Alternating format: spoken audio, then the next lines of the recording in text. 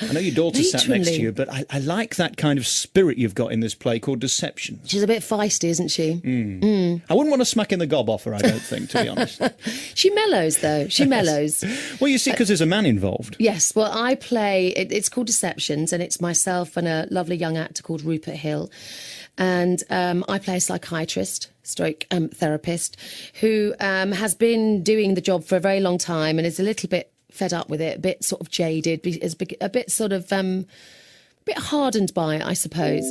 And, and she actually says there aren't any interesting cases anymore. People used to come in with really, really weird problems, things you could sink your teeth into. And then suddenly in walks this young man who she thinks has just, got I was going to say a normal problem, which is I can't...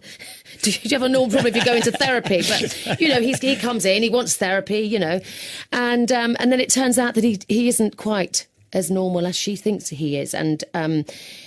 it all sort of starts to unfold, and and I can't say too much about it, but it turns into... It says it's a psychological drama. I think it's a bit more of a black comedy, really. I look a bit like a psychopath in the poster, but I'm not really and there's no murder. There's no murder in it, I can tell you. It's not that sort of thriller.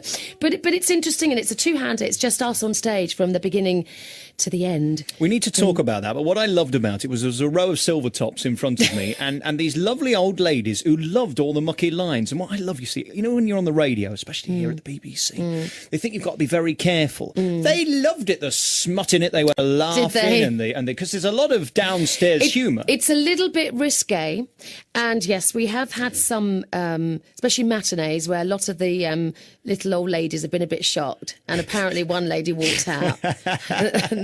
And apparently there also was an occasion where somebody complained because somebody who had the earphones on fell asleep, and the earphones, Hearing aid. Hearing aids, thank you, fell out. So all they could hear was this